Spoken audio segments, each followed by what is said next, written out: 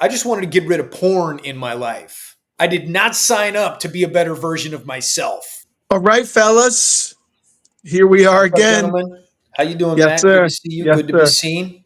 Yeadon, it's good to see you, my brother. It's always a honor and a privilege to be here with you, and of course to be with our P2P family from around the world. Welcome, brothers. Gentlemen, wherever you are listening to this, if you're in your car, on a walk, sitting in your chair, wherever, welcome. Yes. Thanks, Yes. Welcome. thanks for Welcome. having us. Thanks for having us for this brief time that we get to hang out and talk about every guy's favorite topic. Yes, sir. Yes, sir. So, Matt, what are we talking about today? I know we got some good stuff Man, lined up. yeah, man.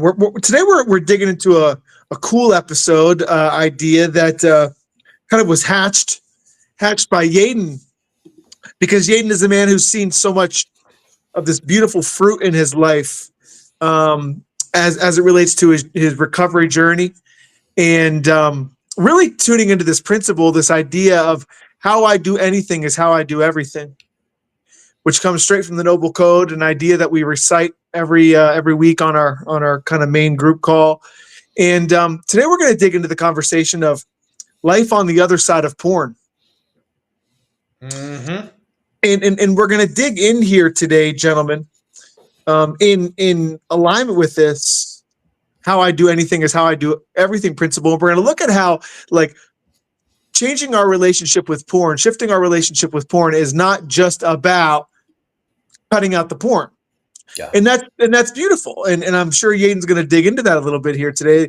There are many, many beautiful benefits of kind of removing that toxin from our life. But what we're also going to talk about are, like, what are the additional benefits that we reap from this journey, because shifting our relationship with porn requires adoption of a whole new skill set, a whole new tool set. And what we find is that we don't just eliminate porn, but we grow and we expand on that tool set, and it impacts every aspect of our lives. So we're going to dig into, like, what are some of the other fruits, what's some of the gold that we extract from this journey beyond just porn elimination. Matt, I can distinctly remember, and now I joke about this still in the boot camp, in with the community, where I remembered it's like, wait a second. I joined the Liberation Boot Camp. I just wanted to get rid of porn in my life. I did not sign up to be a better version of myself. That is not, like, I felt almost catfished. Right? It's like, wait, I have to become a better man? I have to become a better man? Like, holy crap. But it really is true. And I wanted to talk some about, like, we talk about the myths of porn and some of the strategies that we use so the tools and the resources and the importance of community and connection. We talk about that a lot on the podcast. And I wanted to take a minute to talk these additional benefits. What have I seen in my own life aside from my sober streak, which I think is 865 days as of today? So I'm closing in on that 900 mark in the next couple of weeks.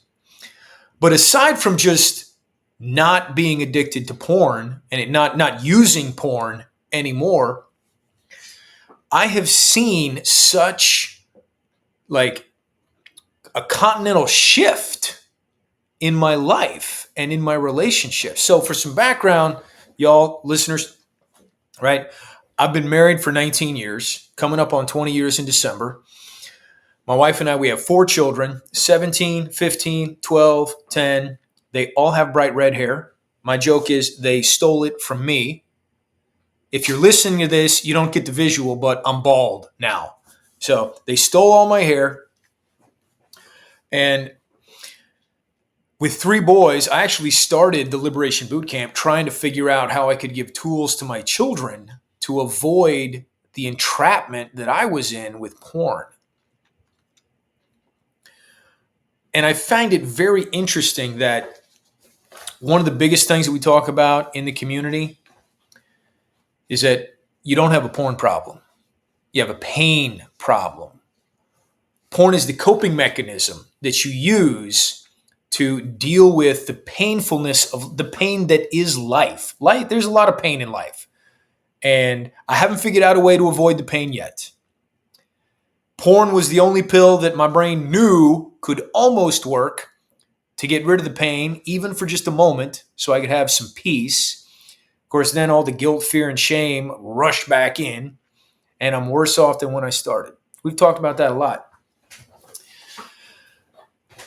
But having the mental shift that porn is a coping mechanism, really any addiction starts off as a coping mechanism before it turns into a full-blown addiction. Now, I know somebody's going to comment on the podcast. It's like, well, some things you get physically addicted to the first time you try. It's like, all right, you're that guy in the class. You're the actually guy in class. When the teacher says something like, actually, this is the technical correct answer. I'm not talking about that stuff. I'm talking about the ways that our brain latches onto a coping mechanism to cope with the day-to-day bumps and bruises that we face being men. The stress, the chaos, the pressure, the pain that we have to go through on a daily and weekly basis. Because having 4 kids, being married for almost 20 years, there is no shortage of emotional pain in my life. Whether I'm getting my daughter up in the morning because we have to get to the summer camp she's going to, and she's throwing a hissy fit because I'm asking her questions about, do you want me to pack a sandwich? Dad, did I ask you to pack me a sandwich? It's like, no, you didn't. That's why I'm asking. Fine. You don't want me to pack you a sandwich? I won't pack you a sandwich. Right? Y'all know what I'm talking about. My 12-year-old son fidgeting and getting upset and being upset that the food is taking so long to come to our table at Taco Tuesday when we're eating tacos at the restaurant. And then as soon as he finishes eating, he's like, hey, can we leave now? Like, no, dude. I still have 3 tacos left. And I'm planning to sit here for at least 10 minutes after I finish eating. Calm down. I'm not finished drinking my beer, right? It's only one it's one beer, but it's the big Mexican beer, right? I'm not going to just slam that down. So how has my active recovery, I want to share some ways that my active recovery has translated perfectly into showing up more, not only for my wife, right? It's easy for us guys to figure out. It's like, oh, if I stop porn, I'm going to stop wiring my brain for porn. I'm going to have a better sex life with my wife. That's true. 100%. I can vouch for that. But what are the other ways that we may not think about that's on the other side of the addiction when you're really walking in active recovery, walking in freedom? I got some notes because I know how my brain works. I can't remember everything. So recovery, it doesn't only affect the porn habits, but every single way. So like take the 4-rack formula that we use. Remember the pain, reflect on paradise. Matt, help me out if I screw this up. Reflect on paradise. Resolve to your commitment is the 4th one. Reflect on what you really need. Resolve to your commitment. Yeah. Reflect on what you really need. Yeah. Ask yourself, what else can I do aside from porn to meet this need? Yeah. And then choosing a new path, choosing a new action. Yeah. That format, that formula, it really only works if you're doing the practice, if you're practicing it. I had to become more self-aware. That was part of my journey. Becoming aware to where I could notice my thoughts, notice my emotions, instead of them just happening and me reacting in a rage. And y'all, you want to talk about rage? I might have shared this on the podcast before, but I discovered that aluminum baseball bats are hollow when I broke one open on a stump because I was so mad at my kids for some reason. They were complaining like, it's time to pick up the Legos. I don't want to pick up the Legos. Like fly into a rage. Well, one, I remember throwing the Lego case that I had just bought into the driveway and it cracked. and I had to throw that case away. It was this cool Lego head, minifigure head, giant head you could put Legos in. Like, that sucked.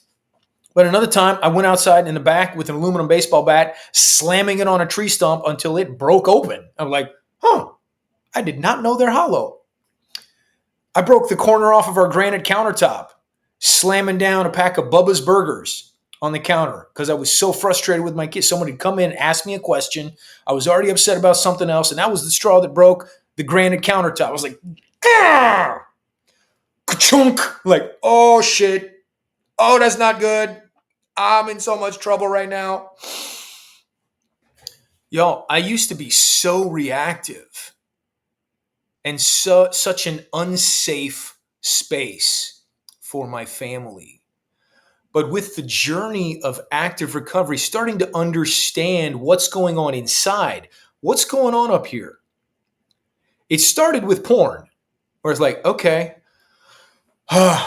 really feeling the urge to go to the web, type in the address, and get my dopamine fix. But using tools like the core four daily habits that we practice: exercise, journaling, reading, meditation, practicing that 4-rack formula, practicing walking through it while I'm sitting there in my chair trying to meditate and not like, okay, sitting here by myself with my thoughts, pretty boring. Oh, wait, what's that? What's that thought? What's that emotion? I think I just noticed something. Building that awareness muscle. I realize it's not a real muscle.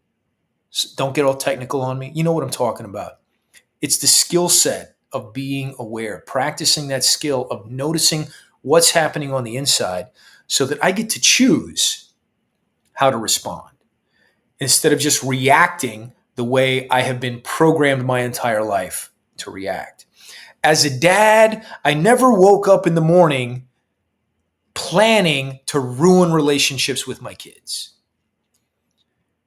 Okay, I take that back. There are probably a couple times because I went to bed so worked up and so mad with this dark go to hell cloud floating over me with my family. I'd wake up the next morning still bristly and angry and be like, I do not care about anybody today.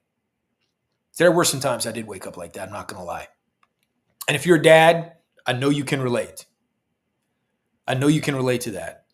Because, man, children, the only thing they create well is chaos. That's the only thing they can create well.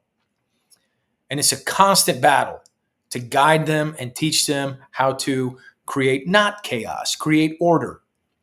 My daughter's room goes from orderly to piles of clothes everywhere in 30 minutes. And then she messes around for 3 days. I'm cleaning my room, picks up one piece of clothing and puts it away. And I'm just like, oh my God. But now, having been in this active recovery work, really doing the work, figuring out what goes on the inside of me, I've been able to create this space between the impulse and the action, between the thought arriving in my brain. Now I can pause, be like, that's an interesting thought. Actually, that's a terrible thought. I would never do that. You know the thoughts I'm talking about. That thought is not going to get me the outcome that I want. I can reflect on the pain of being an angry dad. I can remember the freedom that I have from not being reactive. I walk through the 4-rack formula. The same way with porn, I do this with my family.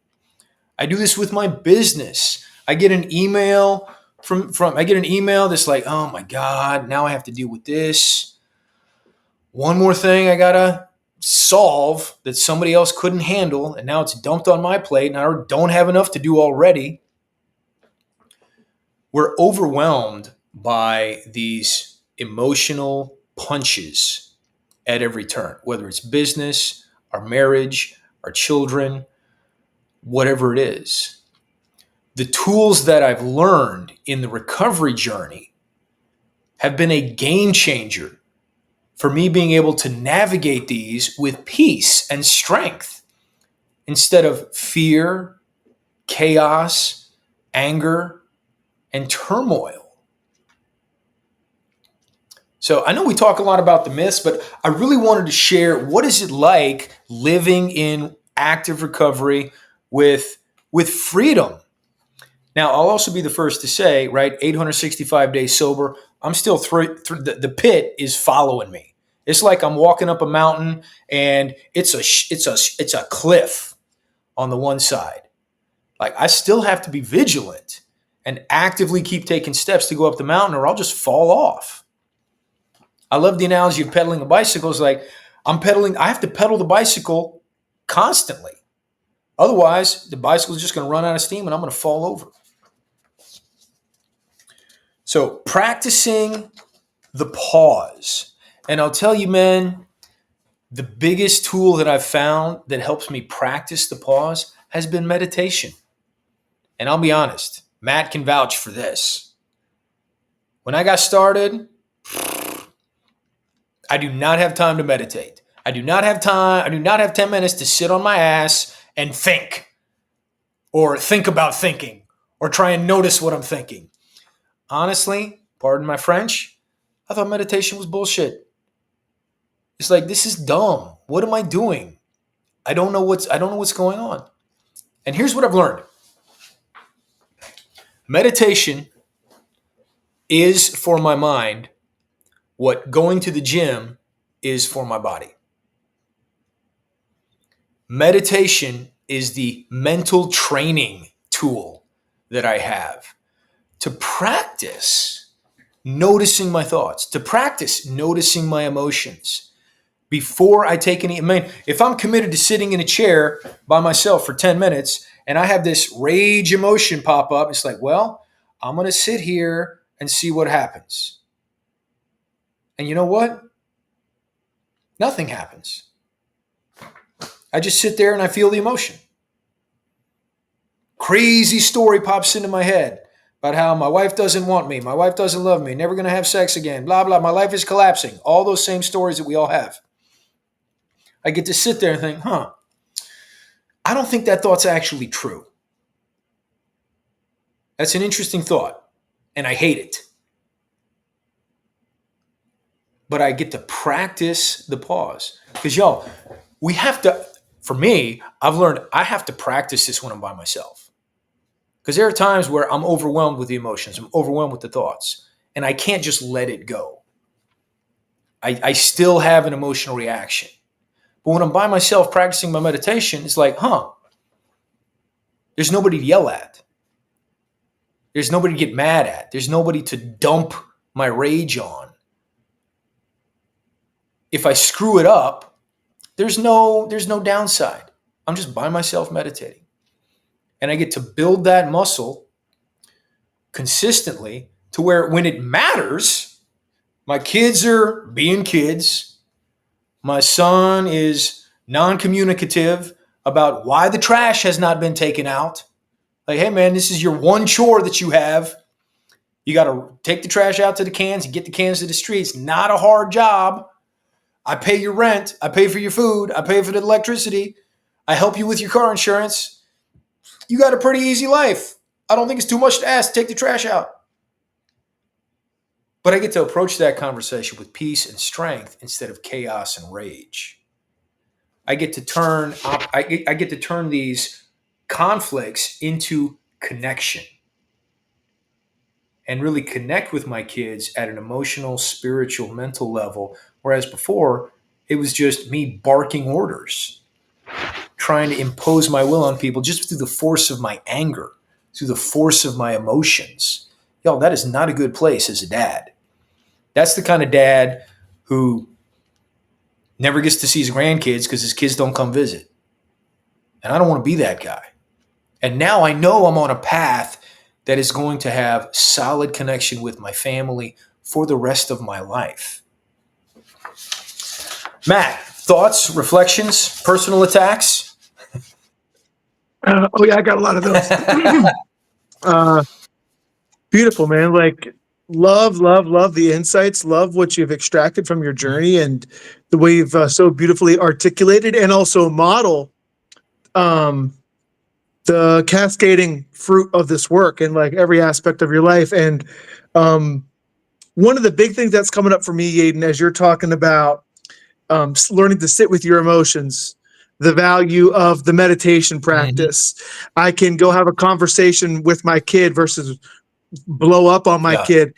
One of the key qualities that we've learned in the book by G.S. Youngblood, which is kind of like some of our graduated advanced curriculum, speaks in the book The Masculine in Relationship. He talks about how one of the key qualities of the healthy Yeah. masculine is responding versus reacting, and that's so much of what I'm hearing Oh you man, speak to, Yeadon. my whole life I was in reaction mode, reactive mode, react, react, react, react.